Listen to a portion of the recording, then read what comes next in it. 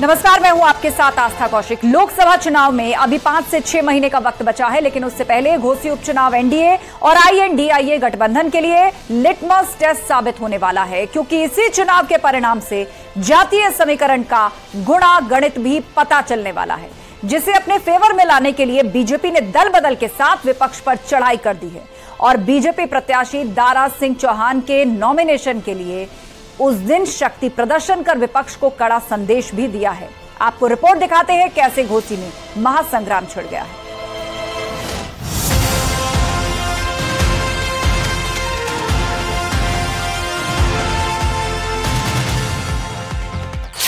घोसी के रण में दम दिखा रही टीम एनडीए की यह तस्वीर विपक्ष को परेशान कर सकती है।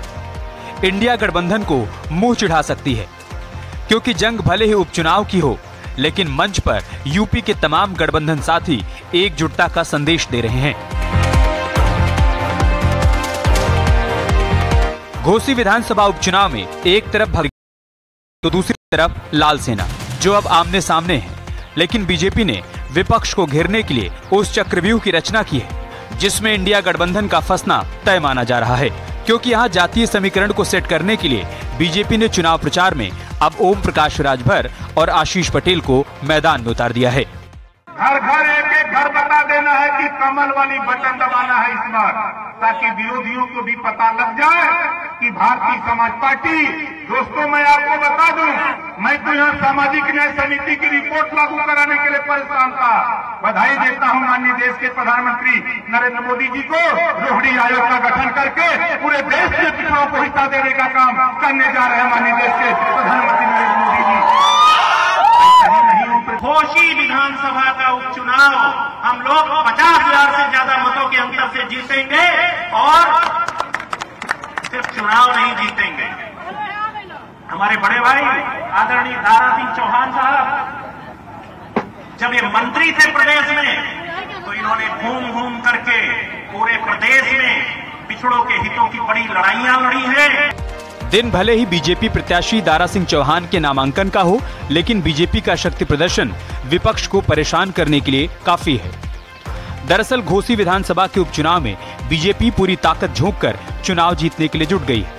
ये चुनाव विधानसभा से ज्यादा आगामी लोकसभा चुनाव के पहले शक्ति परीक्षण भी है। इसी को देखते हुए बीजेपी कोशिश कर रही है कि घोसी विधानसभा पर खासा ध्यान दिया जाए, जिससे पूरे पूर्वांचल में एनडीए के फेवर में माहौल बन सके।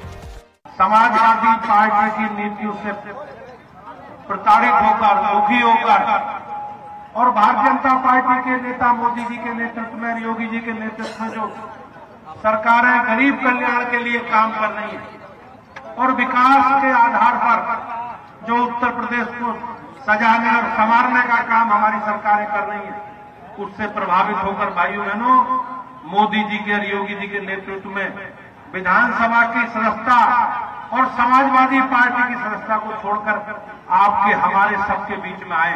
उत्तर प्रदेश में कानून का राज स्थापित करने वाले आदरणीय योगी जी के नेतृत्व में और घोसी की अराजकता का हाल आप भूलिएगा नहीं। यहाँ की अराजकता को भूलने को समाजवादी पार्टी के शासनकाल में जिस जनसंगठनों ने भोली भाली जनता को परेशान करके रख दिया था, उसे घोसी की जनता कभी नहीं भूलेगी। घोसी विधानसभा में जातिगत समीकरण को समझें तो यहाँ सबसे ज्यादा दलित समुदाय के मतदाता हैं। दूसरी सबसे बड़ी संख्या मुस्लिम समुदाय की है। तीसरी सबसे बड़ी संख्या भूमिहार मतदाताओं की है। इसके बाद यादव लगभग 42,000 के आसपास हैं। राजभर और निषाद मतदाता लगभग 56,000 हैं। राजपूत और ब्राह्मण लगभग 20,000 हैं और अन्य बिरादरी के लगभग 75,000 के आसपास मतदाता हैं। इसी के मद्देनजर बीजेपी ने अपने गठबंधन की पूर्वांचल में पैठ रखने वाली सभी पार्टियों के दिग्गजों को शक्ति प्रदर्शन में शामिल किया और संदेश जातीय के साथ दारा सिंह चौहान की जीत का समीकरण भी सेट कर दिया। मुझे लगता है कि पर्चा दाखिला के बाद इस जिले में एक ऐसा संदेश जाएगा कि भारी अंतर से भाजपा जो है जीत के जाएगी उत्तर बिहार। समाजवादी पार्टी का कहना है कि हार की वजह से इतने नेता बड़े आ रहे हैं। अरे जाने दीजिए, इस पर इसलिए कोई वो लोगों की बात, जिसको हार का डर है वो इसके अलावा कहीं कह सकता है। यानी मुकाबला भले ही उपचुनाव का हो, लेकिन घोसी में टीम एनडीए कोई भी मौका नहीं गंवाना चाहती, क्योंकि यही चुनाव 24 से पहले लिटमस टेस्ट साबित होने वाला है। न्यूज 18 के लिए घोसी से अभिषेक के साथ राजीव सिंह की रिपोर्ट।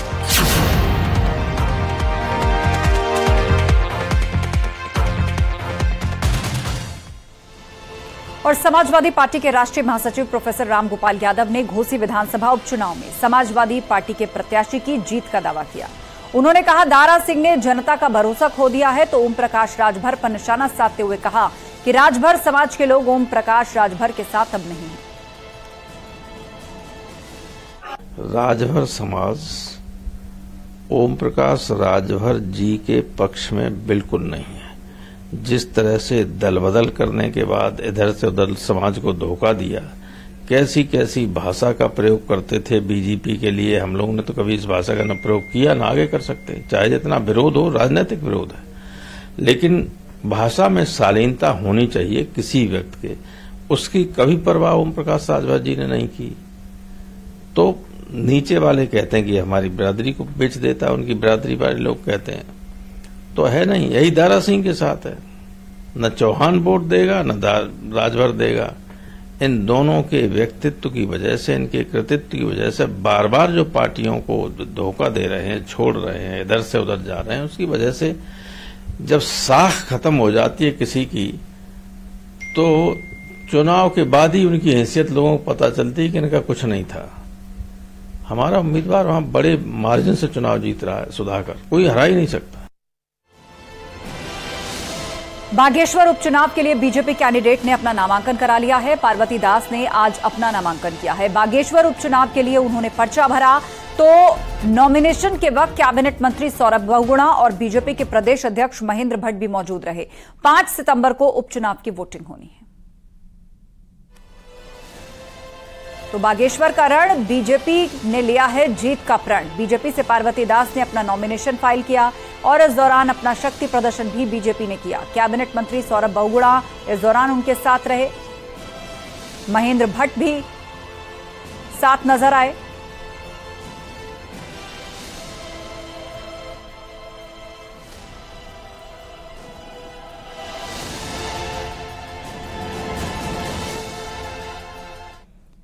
और पूर्व प्रधानमंत्री अटल बिहारी वाजपेयी की आज 5वीं पुण्यतिथि है और इस मौके पर पीएम नरेंद्र मोदी ने सदैव अटल स्मृति स्थल जाकर वाजपेयी जी को श्रद्धांजलि अर्पित की।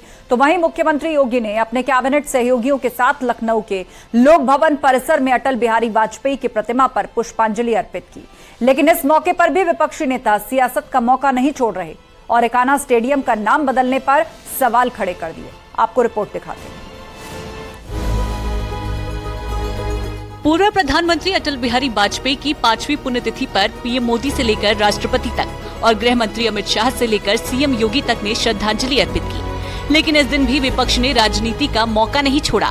पहले तो अखिलेश यादव ने पूर्व प्रधानमंत्री अटल बिहारी को श्रद्धांजलि तक नहीं दी और जब उनसे सवाल पूछे गए तो उन्होंने एकाना स्टेडियम के नाम बदलने पर सवाल खड़े कर दिए। समाजवादियों का काम ही उनके नाम को आगे बढ़ाने के लिए याद किया जा रहा है। ये जो नाम बदलने की राजनीति है, ये लगता है उत्तर प्रदेश से दिल्ली वालों ने सीखा है। जहां पूरा देश आज अटल बिहारी वाजपेयी को नमन कर रहा है, लेकिन विपक्ष ने इस दिन भी सियासी लकीर खींच दी और सवाल खड़े कर दिए। आखिर क्यों एकाना स्टेडियम का नाम बदला? नाम बदलकर अटल जी के नाम पर रखा। अटल जी के गाँव में यूनिवर्सिटी क्यों नहीं? क्या सिर्फ नाम बदलना ही काम रह गया है? दरअसल 1857 की क्रांति में अहम भूमिका निभाने वाली महान वीरांगना रानी अवंतीबाई लोधी की जयंती के अवसर पर अखिलेश यादव श्रद्धांजलि देने गए थे। इस दौरान जब उनसे सवाल अटल जी को लेकर पूछा गया तो उन्होंने एकाना स्टेडियम का नाम अटल जी के नाम पर रखने को लेकर अपनी बात रखी। उत्तर प्रदेश के पूर्व मुख्यमंत्री और समाजवादी पार्टी के राष्ट्रीय अध्यक्ष अखिलेश यादव बुधवार को रानी अवंतीबाई की जयंती के मौके पर लखनऊ में भारतीय जनता पार्टी के दफ्तर के ठीक बाहर अवंतीबाई की मूर्ति पर माल्यार्पण करने पहुंचे हैं। अवंतीबाई लोधी राजपूत समाज से आती थी। उत्तर प्रदेश में लोधी राजपूत समाज का एक बहुत बड़ा ओबीसी वोट बैंक है। अखिलेश यादव के आज यहां पर आने और उनकी प्रतिमा पर माल्यार्पण को उत्तर प्रदेश की राजनीति से जोड़कर भी देखा जा रहा है। 2024 में उत्तर प्रदेश में लोकसभा चुनाव के मद्देनजर भी इस मूव को काफी अहम माना जा रहा है। अखिलेश यादव देखिए माल्यार्पण कर नीचे उतर रहे। समाजवादी पार्टी के तमाम कार्यकर्ता यहां पर मौजूद हैं। एक बड़ा संदेश देने की कोशिश अखिलेश यादव ने की है और जैसा बताया गया है कि यह कार्यक्रम भी अखिलेश यादव और समाजवादी पार्टी ने आनन फानन में तय किया। तो दूसरी तरफ मुख्यमंत्री योगी आदित्यनाथ ने देश के पूर्व प्रधानमंत्री अटल बिहारी वाजपेयी की पुण्यतिथि पर उन्हें पुष्पांजलि अर्पित कर नमन किया और संदेश दिया, कर्तव्य के पुनीत पथ को हमने स्वदेश से खींचा है। कभी कभी अपने अश्रु और प्राणों का आश्रय भी दिया है, किंतु अपनी ध्येय यात्रा में हम कभी नहीं रुके हैं, किसी चुनौती के सम्मुख कभी नहीं झुके हैं। मतलब संदेश साफ है। जहां बीजेपी के तमाम बड़े नेता पूर्व प्रधानमंत्री अटल बिहारी वाजपेयी को याद कर रहे हैं, तो दूसरी तरफ विपक्ष के नेता अटल जी के नाम पर स्टेडियम का नाम क्यों किया, इस सवाल से भी गुरेज नहीं कर रहे। न्यूज़ 18 के लिए लखनऊ से अलाउद्दीन अयूब की रिपोर्ट। यूपी बीजेपी संगठन में 30 से ज्यादा जिलाध्यक्षों को बदलने की तैयारी चल रही है और सोर्सेस की माने तो इसकी लिस्ट भी बना ली गई है। भूपेंद्र चौधरी बहुत जल्द इस पर अंतिम मोहर लगाएंगे और माना जा रहा है कि 20 अगस्त से पहले ये बदलाव हो जाएंगे।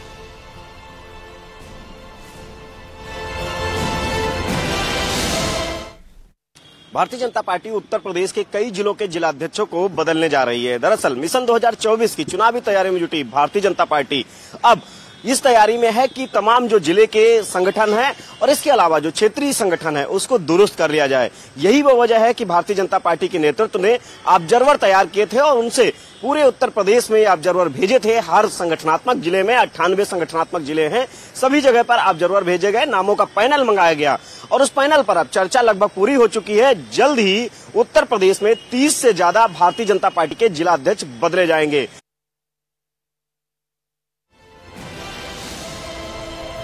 और उत्तराखंड में एक बार फिर से बिजली का बिल बढ़ने वाला है। पावर कॉर्पोरेशन को उत्तराखंड नियामक आयोग से बिजली के बिल बढ़ाने के लिए मंजूरी मिल चुकी है। पावर परचेज और फ्यूल चार्ज के नाम पर बढ़ी हुई रकम बिजली के बिल में जोड़ी जाएगी और अधिकतम 20% तक ये राशि बिल में जुड़कर आ सकती है। अधिकारियों का कहना है कि बाजार में महंगी बिजली मिल रही है और उसका असर उपभोक्ताओं पर पड़ेगा। उत्तराखंड पावर कॉर्पोरेशन हर रोज 20 से 25 बिलियन यूनिट बिजली खुले बाजार से खरीदकर उपभोक्ताओं तक पहुंचाता है।